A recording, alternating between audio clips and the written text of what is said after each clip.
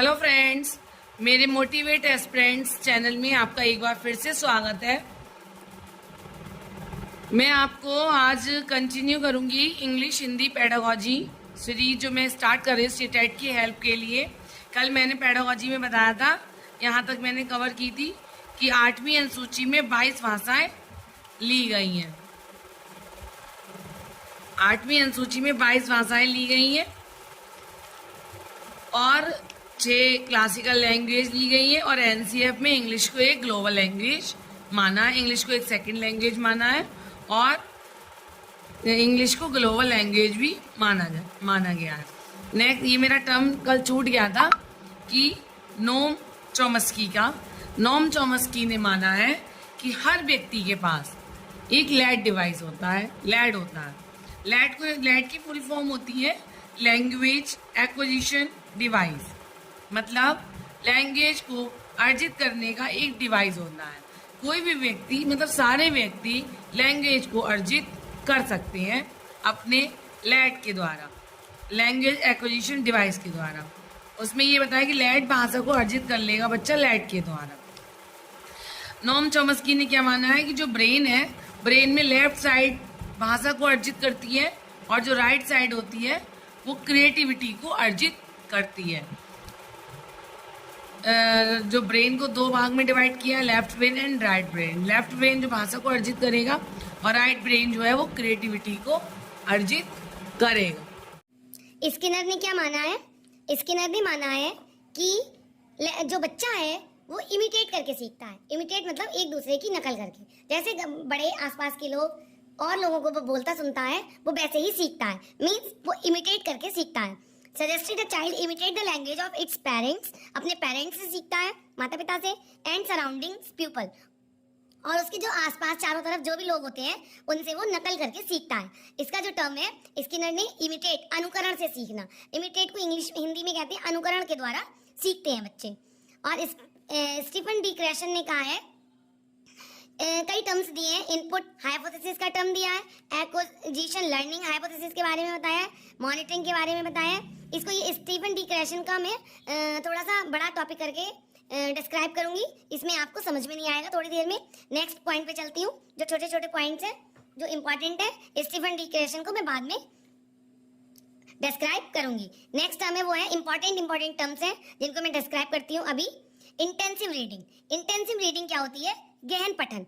इसे क्या कहते हैं? गहन पठन। एग्जाम के लिए पढ़ता है जब कोई बच्चा तो उसे गहन पठन कहते हैं।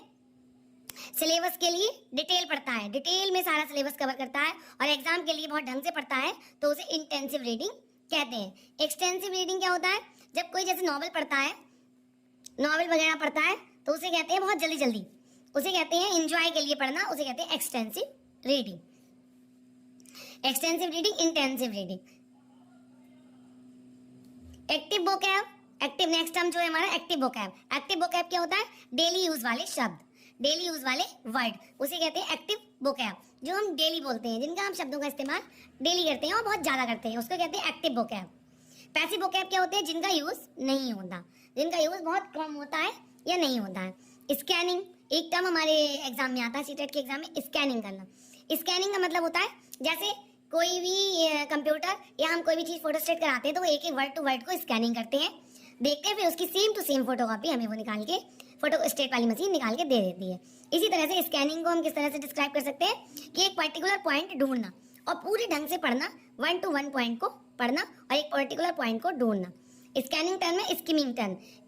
स्किमिंग का मीन्स है सरसरी नजर में पढ़ना। हम जल्दी जल्दी जब पेपर पढ़ते हैं तो जल्दी जल्दी हेडिंग को देख लेते हैं और जब वो हेडिंग हमें अच्छी लगती है, हमें उस हेडिंग में अगर इंटरेस्ट आता है स्किमिंग में, तो हम उसकी स्कैनिंग करते हैं, उस टॉपिक को हम डिटेल में पढ़ते हैं, उसे कहते हैं, जब डिटेल में पढ़ते हैं मेन चीजों को ढूंढने के लिए तो उसे कहते हैं स्कैनिंग, और जल्दी जल्दी पढ़ते हैं उसे कहते हैं स्किमिंग।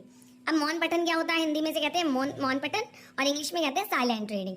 मौन पठन होता है जब बड़े बच्चे ध्यान से पढ़ते हैं और मन ही मन में पढ़ते हैं, ध्यान से धीरे धीरे पढ़ते हैं, उसे कहते हैं मौन पठन। अलाउड रीडिंग क्या होती है? सस्वर पठन, जोर जोर से बोल के पढ़ना। वो जोर जोर से पढ़ने के लिए क्या होता है? उसमें छोटे बच्चे पढ़ते हैं। जोर जोर से पढ़ना क्या होता है? क्लास में जोर जोर से पढ़ के क्या होता है, प्रोनाउंसिएशन सही होता है। इससे बोलने की जो टेक्निक है वो सही होती है, बोलना आता है और सही से शब्दों को उच्चारण करना और बातों को उच्चारण करना आता है, जिसे कहते हैं प्रोनाउंसिएशन सही होता है। ये जो होती है लाउड रीडिंग वो छोटे बच्चों के लिए उपयोगी होती है, और जो साइलेंट रीडिंग होती है वो बड़े बच्चों के लिए उपयोगी होती है। अब नेक्स्ट टर्म है कंट्रास्टिव पेयर। कंट्रास्टिव पेयर क्या होता है, जैसे टेक और टेप, जिसमें एक लेटर का डिफरेंस हो। टेक एंड टेप, जब हमने के की जगह पी ले ली तो उसमें एक लेटर से पूरा शब्द चेंज हो गया, वर्ड चेंज हो गया, उसे कहते हैं कंट्रास्टिव पेयर। कंट्रास्ट में एक पेयर भी है बट कंट्रास्ट में भी है। नेक्स्ट टर्म जो है वो गाइडेड रीडिंग है। गाइडेड रीडिंग क्या होती है, जब टीचर गाइड करता है। गाइड रीडिंग मीन जब टीचर गाइड करता है कि ऐसे पढ़ना चाहिए वैसे पढ़ना चाहिए। जैसे मैं आपको ये टॉपिक पढ़ा रही हूँ तो मैं ये गाइड रीडिंग पढ़ रही हूँ, पढ़ के बता रही हूँ कि टीचर गाइड करता है, उसे कहते हैं गाइडेड रीडिंग। मॉडल रीडिंग, जब टीचर पढ़ के सुनाता है, बताता है क्लास में कि इस तरह से आपको पढ़ना है, तो उसको कहते हैं मॉडल रीडिंग। नेक्स्ट टर्म है डायलॉगिंग, संभाषी। एडल्ट पढ़ाते हैं, बड़े लोग पढ़ाते हैं बुक की हेल्प से और बच्चे उसको सीखते हैं, तो उसे कहते हैं डायलॉगिंग। नेक्स्ट होती है शेयर्ड रीडिंग, शेयर करके पढ़ना, कि सब बच्चों ने क्लास में थोड़ा एक पैराग्राफ किसी ने पढ़ लिया, दूसरा पैराग्राफ किसी ने पढ़ लिया, तीसरा पैराग्राफ किसी ने पढ़ लिया, उसे कहते हैं शेयरिंग में पढ़ना। Shared reading means sharing. और ये जो टॉपिक है ये भी डिटेल में समझाने की जरूरत है और इम्पोर्टेंट टॉपिक है, जिसे मैं अलग से लूंगी। डायग्नोस्टिक टेस्ट और रेमेडियल टीचिंग। डायग्नोस्टिक टेस्ट को कहते हैं निदानात्मक परीक्षण।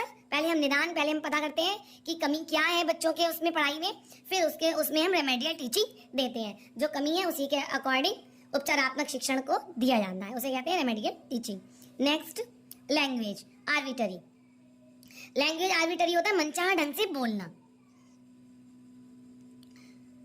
नेक्स्ट है जो बहुत ही इंपॉर्टेंट टर्म है LSRW। जो भी टर्म्स थोड़े भी इंपॉर्टेंट हैं, ये जो टर्म्स ज़्यादा इंपॉर्टेंट है उनको मैं डिटेल में अलग से टॉपिक समझाऊंगी। LSRW, इसका जो क्रम है उसे ध्यान रखना है। इसका क्रम यही होता है LSRW।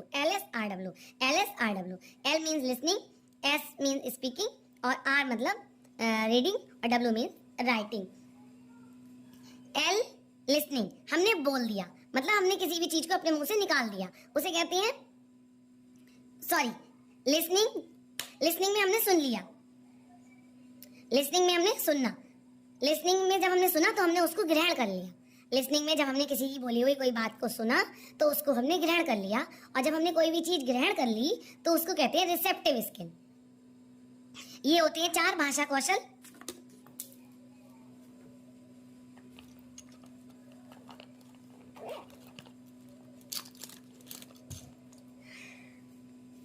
लिसनिंग सुनना, स्पीकिंग बोलना, रीडिंग पढ़ना और राइटिंग लिखना, ये 4 भाषा कौशल है, जिसमें 2 रिसेप्टिव स्किल होते हैं और 2 प्रोडक्टिव स्किल। जो हम रिसीव करते हैं, ग्रहण करते हैं, ग्रहणात्मक कौशल होते हैं, उन्हें रिसेप्टिव स्किल कहते हैं। जो हम प्रोडक्ट करते हैं, जिनको हम अपने निकालते हैं, जैसे हमने स्पीकिंग बोल दिया तो बोल के हमने अपने मन से निकाल दिया तो वो हो गया प्रोडक्टिव, उसका हमने प्रोडक्शन कर दिया।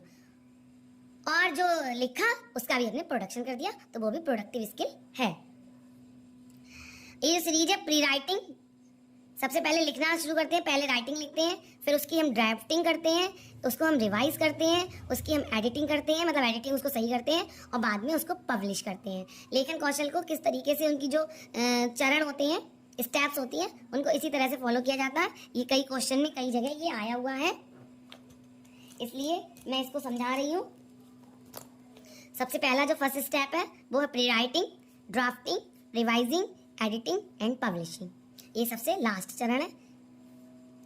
अब नेक्स्ट है जो NEP 2020 में त्रिभाषा सूत्र दिया हुआ है, जिसमें त्रिभाषा सूत्र को फॉलो किया है NEP 2020 में Hindi, English and other language. और 5th तक, जो 5th क्लास तक रहेगी, वो मातृभाषा में या हिंदी में मतलब मातृभाषा में पढ़ाई की जाएगी। 5th क्लास तक जो है वो मातृभाषा में पढ़ाई की जाएगी और करानी जरूरी है। Thanks for watching and subscribe my channel. Thanks for watching and please मेरे इस नोट से हेल्प लीजिए और मेरे चैनल को सब्सक्राइब कीजिए। Thank you.